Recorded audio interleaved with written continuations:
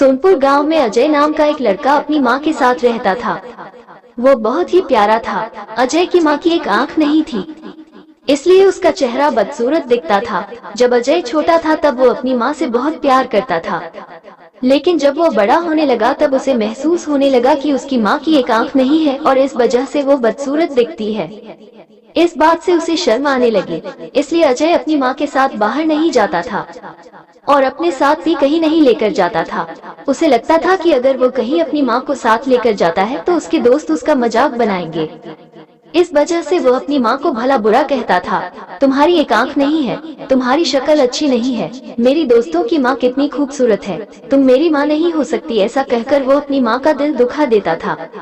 अजय की मां बेचारी अपने बेटे की बातें सुनकर और उसकी सोच देखकर बहुत दुखी हो जाती थी। अपने बेटे की ऐसी बातें सुनकर मां का दिल बैठ जाता था।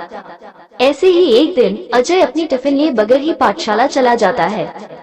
तो अजय दिन भर भूखा न रहे, इसलिए अजय की मां खाने का डिब्बा देने के लिए अजय की पाठशाला जाता है।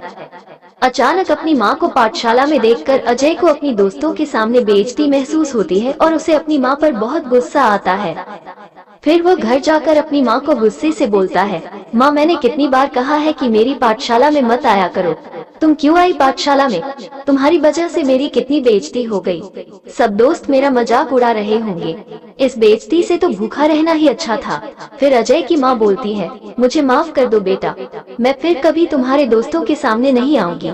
ये कहकर अजय की मां रोने लगती है, लेकिन फिर भी अजय की मां उसकी हमेशा अच्छी तरह से ख्याल रखती है और जिंदगी में उसे किसी चीज की कमी नहीं होने देती है। ऐसे ही दिन बीत गए। अजय बड़ा हो गया और अब वो पहले से ज्यादा अपनी मां का तिरस्कार करने लगा। वो हर वक्त अपनी मां की बेइज्जती करता रहता था। खुद का गुस्सा वो अपनी मां पर ही निकालता था। अजय की मां बेचारी सब कुछ बर्दाश्त करती थी और मन ही मन दुखी हो जाती। एक दिन अजय अचानक अपनी मां से कहता है, अब मुझे तुम्हारे साथ रहना पसंद नहीं है, मैं ये घर छोड़कर जा रहा हूँ। ये सुनकर अजय की मां कहती है, बेटा ऐसा मत करो, तुम अगर मुझे छोड़कर चले गए तो मैं अकेले जीकर क्या करूंगी। इस बात पर अजय कहता है, तुम बहुत बुरी हो, तुम्हारी शक्ल अच्छी नहीं है, तुम्हारी वजह से मैं अब और बेइज्जत नहीं हो सकता। माँ के लाख रोकने के बाद भी अजय नहीं रुका और घर छोड़कर चला जाता है। फिर अजय शादी करके अपने बीवी के साथ रहने लगता है और इधर उसकी माँ अकेले जिंदगी गुजार रही होती है। अब वो बूढ़ी हो चुकी थी। ऐसे ही कुछ वक्त गुजर गए। एक दिन अजय के दरवाजे पर कोई आता है।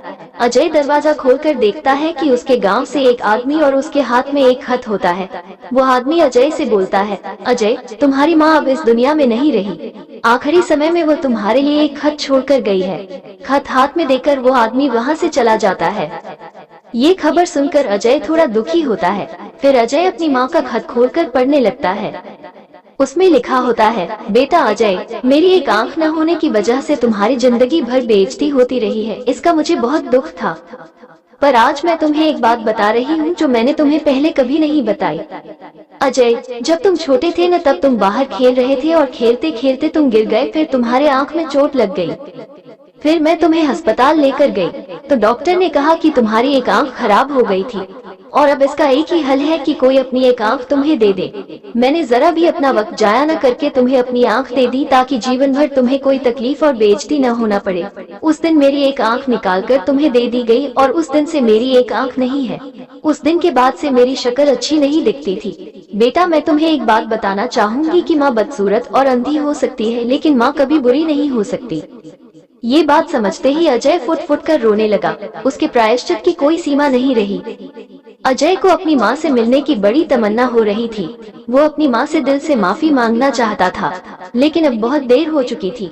वो जिंदगी भर इस बात से पछताता रहा कि काश वो अपनी माँ से एक बार मिल पाता और दो प्यार भरे शब्द बोलता, जिसे सुनने के लिए जिंदगी भर उसके माँ के कान तरस गए। तो दोस्तों, इस कहानी से हमें ये सीख मिलती है कि दुनिया में सब कुछ मिल सकता है, लेकिन माँ की ममता और प्यार दोबारा नहीं मिलता।